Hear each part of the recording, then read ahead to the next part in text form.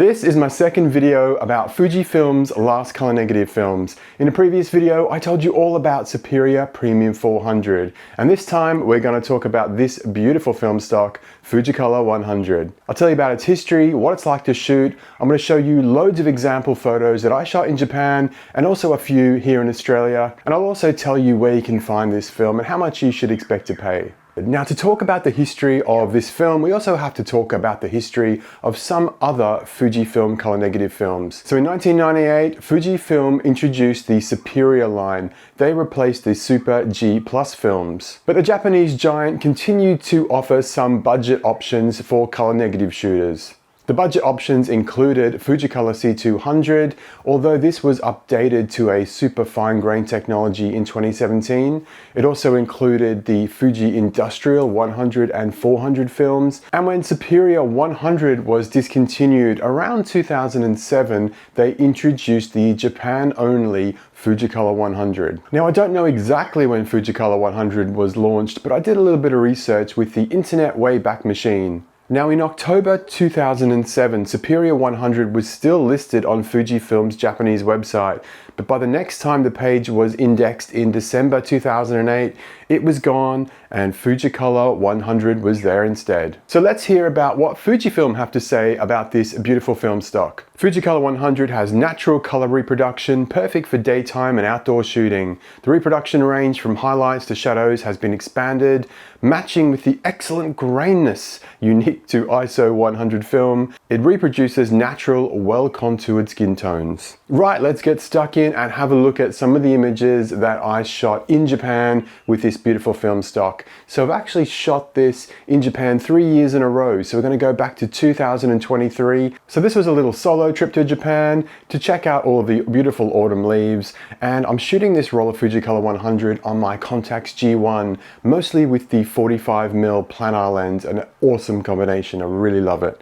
So here is the contact sheet. I'm only going to show you a handful of these photos, but you can see here, look at these beautiful colors. They look absolutely fantastic.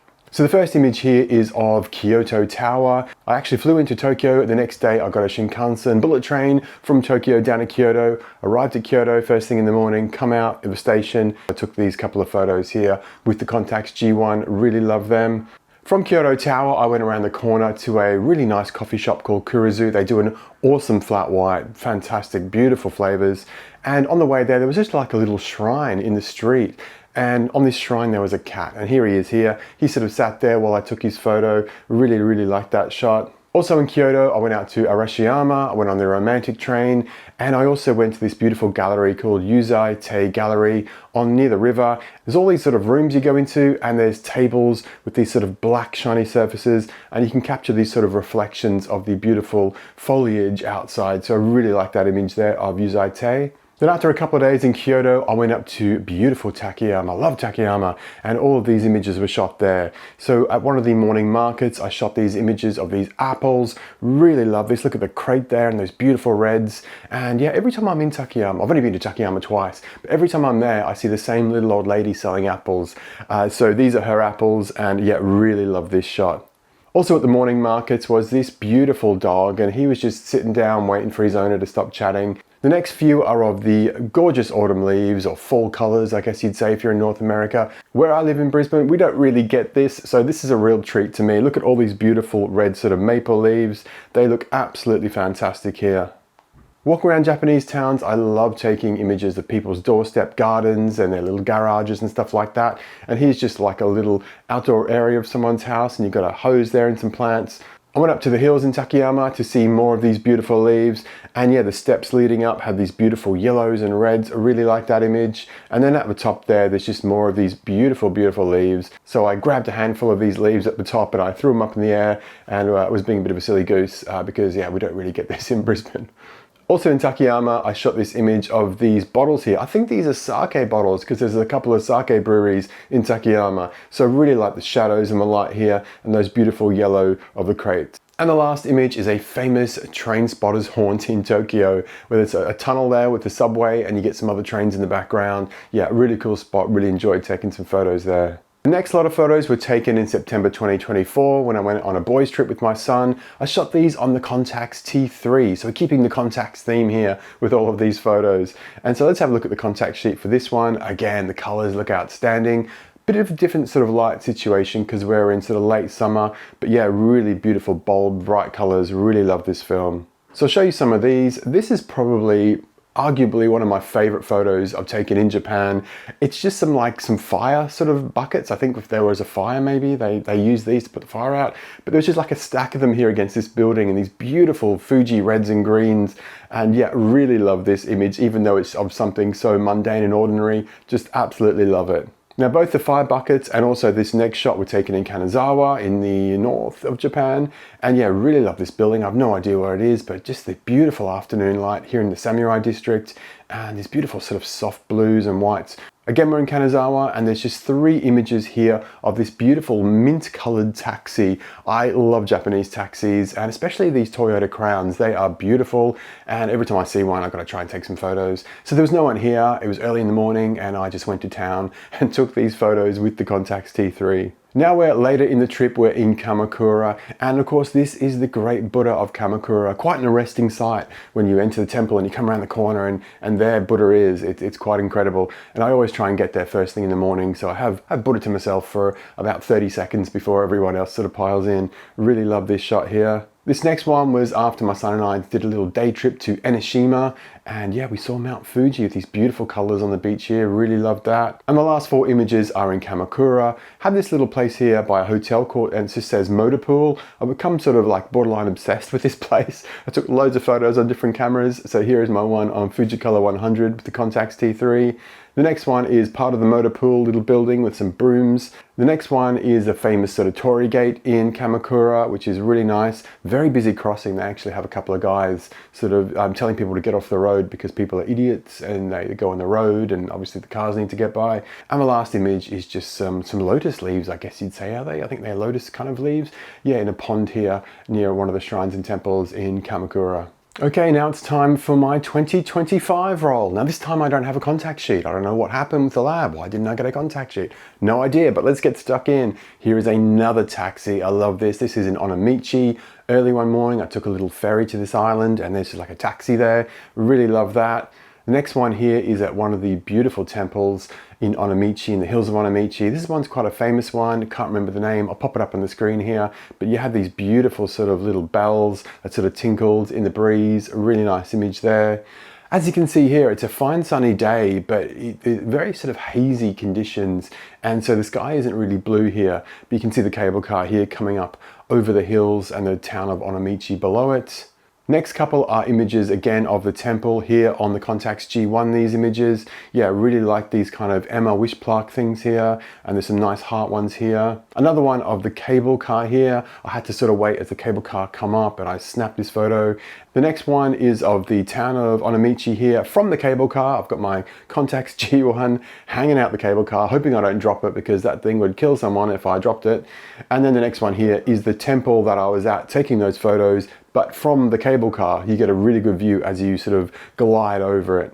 Another one of the cable car, another one of the view from the cable car, that looks really nice, and the town of Onomichi. And then the last few images here were shot in Kinosaki Onsen at the end of my trip. So you've got the Kinosaki Onsen ropeway cable car here, a little bit bright in the background there, but still nice colors. You've got this beautiful Jisu statue here, which is one of the statues from Buddhist temples that sort of protects travelers. And you've got this beautiful temple here as well. I actually went into one of the temples. I just wanted to have a quick look. And when I opened the door, it set off this alarm. And this lady come running out and I was like, I was just gonna have a look in the entrance, but I then like sort of paid the entry fee and looked around the whole temple because the lady come running and I didn't want to inconvenience her for no reason. But it was a really lovely temple and yeah, really glad I went. Here we are in the streets of Kinosaki Onsen. They have these beautiful red bridges over the canals there. There's all these beautiful sort of willow trees lining the canal. This is one of the buildings in Kinosaki Onsen, very sort of traditional Japanese looking place. Highly recommend it. It is very touristy, you know, but it is a fantastic place for tourists to visit. And then the last image here is one of the beautiful sort of lanterns that glow up at night. in this beautiful red color captured here on the Contax G1 with Fujicolor 100. Now to finish off, I'm just going to show you a handful of photos I captured on Fujicolor 100 in my Contax T3 here in Brisbane.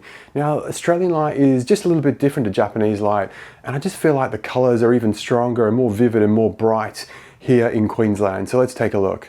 First of all, we're down at Cleveland Point near the lighthouse, and right near one of the cafes, two people have just left their bikes here, looking out towards North Stradbroke Island, Minjerribah. I love this image. It's beautiful and sharp on the Contax T3. Got the outlines of these bikes and the sort of morning sun. Love this.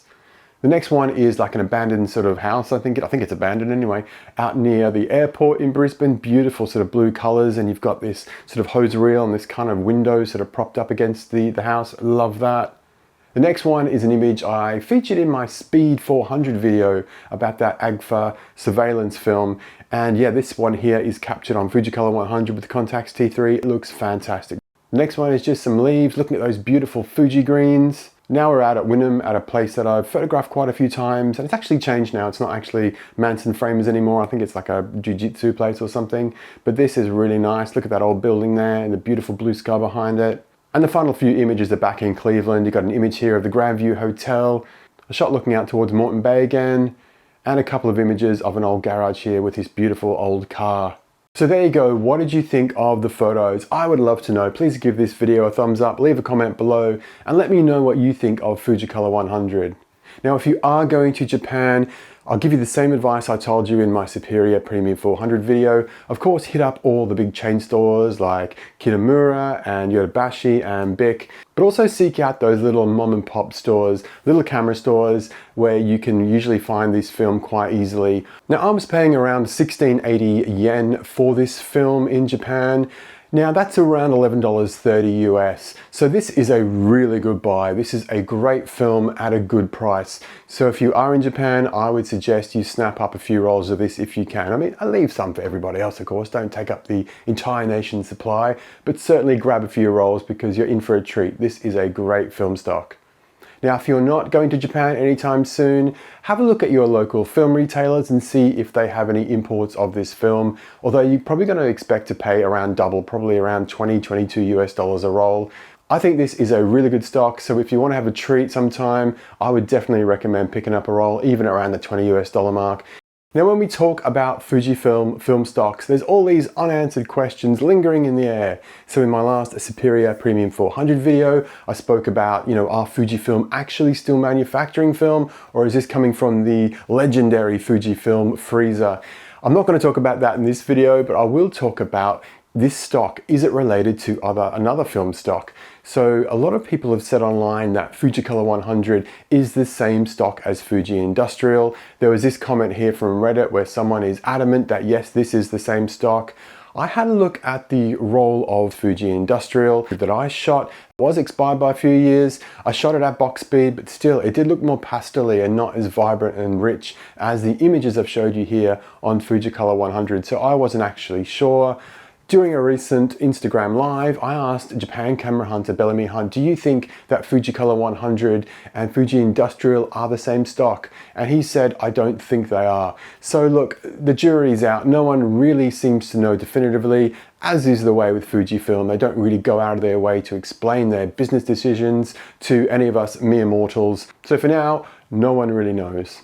So that's it for this video. I would love to hear your thoughts about Fujicolor 100. Also make sure you check out that video about Superior Premium 400 if you haven't already. I'll see you next time. Cheerio, bye bye.